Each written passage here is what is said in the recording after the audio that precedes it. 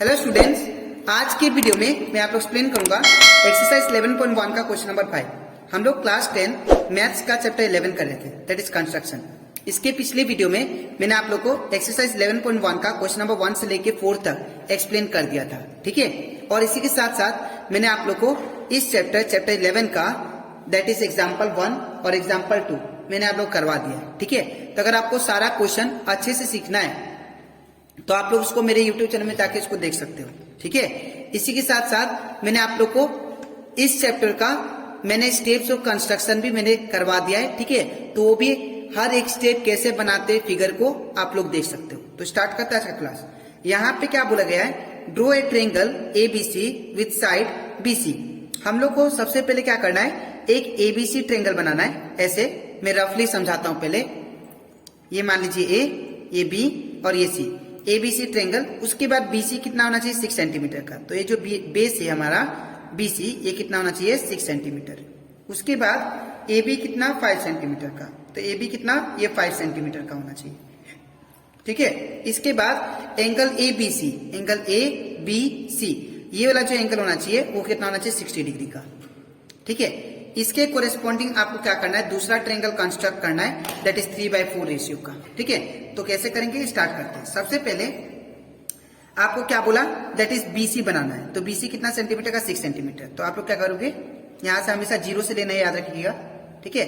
तो 0 से मैंने लिया एक लाइन अप टू कितना, 6 सेंटीमीटर। याद रखिएगा आपका मेजरमेंट एक्यूरेट होना चाहिए, ठीक है। तो ये आपका BC कितना आ गया, 0 से, दैट इज 6 सेंटीमीटर का मैंने BC बना लिया, ये 6 सेंटीमीटर। तो ये नाम B और ये नाम C। इसके बाद आपको क्या करना है, इसके बाद आपको 60 डिग्री एंगल बनाना है। तो 60 डिग्री कैसे बनाएंगे, ध्यान से देखिए। आप लोग क्या करोगे, सबसे पहले यहाँ पे B पॉइंट का जो एंड है, ठीक है, यहाँ पे रखोगे और हाफ से कम लीजिएगा, ठीक है। हाफ से कम लीजिएगा और कम लेने के बाद में एक आप लोग क्या करोगे, एक आर्क टानोगे ऐसे, ठीक है। हाफ से कम लेके आप लोग को क्या करना है, एक आर्क टानना है। तो ऐसे आर्क टानने के बाद, इतना करने के बाद मैंने क्या बोला, कोई भी लेंथ का लेकिन हाफ से कम होना चाहिए। एक आर्क टान लिया आपने, वही सेम लेंथ लेके आप लोगों को कंपास को हिलाना नहीं है, सेम लेंथ लेके यहाँ पे रखना है। जहां पे आर्क कट किया है, इंटरसेक्ट कर है BC लाइन को, वहां पे रखना है कंपास को और इसको क्रॉस कर देना है, ठीक है। अब क्रॉस करने के बाद आपको एक सेंटर पॉइंट मिला, ठीक है। इसको आपको B को और इसको ज्वाइन कर देना है आगे की तरफ, ठीक है। इसको आगे की तरफ आपको ज्वाइन कर देना है। इसके बाद इतना करने के बाद आपको क्या करना है, यहाँ पे ये तो 6 सेंटीमीटर था, ये कितना था, 5 सेंटीमीटर। ये जो एंगल फॉर्म हुआ कितना डिग्री का हुआ, 60 डिग्री का। आप लोग देख सकते हो 60 डिग्री का हुआ है कि नहीं, ठीक है। देखिए ये सेंटर पॉइंट हो गया और ये मेरा सेंटर पॉइंट, और ये जो एंगल आ रहा है, ठीक है, ये जो एंगल आ रहा है ये मेरा कितना डिग्री का है, देखिए यहाँ पे 60 डिग्री का है, ठीक है। तो ये एंगल कितना आ गया, 60 डिग्री का। उसके बाद आपको ये जो AB साइड है इसका 5 सेंटीमीटर चाहिए लेंथ, ठीक है ना। तो आप लोग क्या कीजिएगा, यहाँ से 5 सेंटीमीटर मेजरमेंट करके यहाँ पे डॉट देके आप लोग कर सकते हो, ठीक है। तो यहाँ पे मैंने डॉट दे दिया, यहाँ पे 5 है, 5 से कर देना है, ठीक है। तो ये 5 सेंटीमीटर का आपका दैट इज AB हो गया, ठीक है। तो AB कितना हो गया, 5 सेंटीमीटर। अच्छा, इसके बाद आपको क्या करना है, आपको इतना सारा तो कर लिया हम लोग। अब 3/4 इसके कोरेस्पॉन्डिंग में एक हमें दूसरा ट्रायंगल बनाना है जिसका रेशियो कितना होना चाहिए, 3/4, ठीक है। तो इसको कैसे करेंगे, तो सबसे पहले मैंने आप लोग को जैसे इसके पिछले वीडियो में कराया था वैसे इसमें भी करेंगे। हम लोग सबसे पहले B से यहाँ पे एक लाइन ड्रॉ करेंगे, ठीक है। एक लाइन ड्रॉ करने के बाद में ये जो लाइन है ये हो गया B और इसका नाम दे देते हैं X, ठीक है। अब यहाँ पे देखिए कितना है, 3/4 फ्रैक्शन दिया है। तो ये हो गया हमारा न्यूमरेटर और ये हो गया हमारा डिनोमिनेटर। तो मतलब यहाँ पे जितना बड़ा नंबर होता है उतना टू यहाँ पे आर्क हम लोग यहाँ पे खींचते हैं, ठीक है। तो यहाँ पे बड़ा नंबर कौन सा है, 4। तो यहाँ पे आपको क्या करना है, 4 इक्वल आर्क बनाना है, ठीक है। तो मैंने कोई भी मेजरमेंट का एक ले लिया और यहां से आपको आर्क बनाना शुरू करना है। 1 हो गया। इसके बाद जहां पे इंटरसेक्ट किया वहीं से फिर से लेना है, ये 2 हो गया। उसके बाद ये 3, ये हो जाएगा आपका 3, उसके बाद ये हो जाएगा आपका 4। तो यहाँ पे आपको 4 इक्वल आर्क पारना है, ठीक है। और इसका नाम दे देते हैं, ये बी है तो ये हो गया B1, ये हो गया B2, ये हो गया B3 और ये हो गया आपका B4, ठीक है। इसके बाद आपको नीचे देखना है डिनोमीटर में कौन है। डिनोमीटर में मेरा कौन है, 4 है, तो आपको 4 के साथ ज्वाइन करना है। जो डिनोमीटर में नंबर होता है उसके साथ ज्वाइन करना होता है, ठीक है। तो यहाँ पे 4 है तो इसलिए B4 से हम लोग C को ज्वाइन कर देंगे, ठीक है। मैंने ज्वाइन कर दिया। अब इसके बाद आपको क्या करना है, आपको कोई भी लेंथ का लेके यहां से B4 से पहले आपको एक आर्क बनाना है, कोई भी मेजरमेंट का। तो मान लीजिए मैंने इतना मेजरमेंट का B4 से एक आर्क ड्रॉ किया, ठीक है। अब वही सेम मेजरमेंट का दूसरा नंबर क्या दिया, 3। एक तो 4 दिया था तो 4 से मैंने क्या किया, एक आर्क ड्रॉ कर लिया।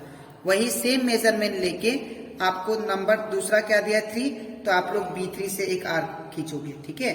तो ये मान लीजिए मैंने B3 से एक आर्क खींच लिया। इसके बाद आपको क्या करना था, इसका लेंथ नापना है। इसका लेंथ नापने के बाद में आपको क्या करना है, ये आर्क को जहां जो B3 से आपने टाना था उसको आपको कट कर देना है, ठीक है। ऐसे आपको इसको बिठा के नीडल को इसको कट कर देना है। अब कट करने के बाद आपको एक सेंटर पॉइंट मिलेगा ये वाला, और ये B3 को हम लोग ज्वाइन कर देंगे। B3 और इस सेंटर पॉइंट को हम लोग आगे की तरफ ज्वाइन कर देंगे। तो ये कुछ ऐसा लाइन आएगा, ऐसा लाइन, ठीक है। इसके बाद ज्वाइन, देखिए दोनों लाइन पैरेलल है। अगर ये नॉन पैरेलल होता है तो समझ जाइएगा आपका डायग्राम रॉन्ग है, ठीक है। इसके बाद अब ये BC को मान लीजिए D पॉइंट में क्या किया, इंटरसेक्ट किया। अब आपको क्या करना है, फिर से आपको एक आर्क ड्रॉ करना है कोई भी मेजरमेंट का। तो मान लीजिए मैंने एक ये मेजरमेंट का आर्क ड्रॉ कर लिया, ठीक है। वही सेम मेजरमेंट का आपको क्या करना है, D पॉइंट से भी एक आर्क ड्रॉ करना है, ठीक है। इसके बाद आपको इसका लेंथ नापना है, ये आर्क का क्या करना है, लेंथ नापना है। तो यहां से मान लीजिए ये मेरा दैट इज लेंथ हो गया, ठीक है। ये हो गया लेंथ, नाप लिया। लेंथ नापने के बाद में आपको ये जहां पे आर्क कट किया था वहां से इसको क्या करना है, आर्क को कट कर देना है, ठीक है। उसके बाद आपको क्या करना है, ये जो D पॉइंट है और ये जो पॉइंट है इसको ज्वाइन कर देना आगे की तरफ, ठीक है।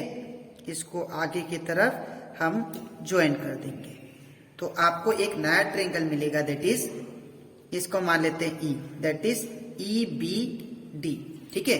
तो ABC के कोरेस्पॉन्डिंग दूसरा ट्रायंगल एक फॉर्म हो गया, दैट इज EBD।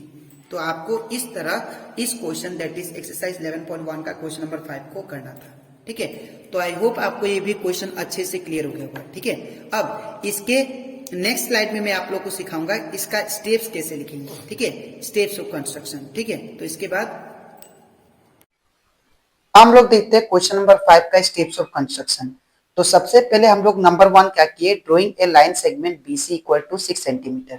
तो मैंने एक BC लाइन सेगमेंट ड्रॉ किया जो कि 6 सेंटीमीटर का था, ठीक है। इसके बाद फिर मैंने क्या किया, यहाँ पे स्टेप नंबर 2 क्या लिखा है मैंने, then drawing an angle of 60 degree from point B। तो B पॉइंट से मैंने क्या किया, एक एंगल ड्रॉ किया जो कि 60 डिग्री का था, ठीक है।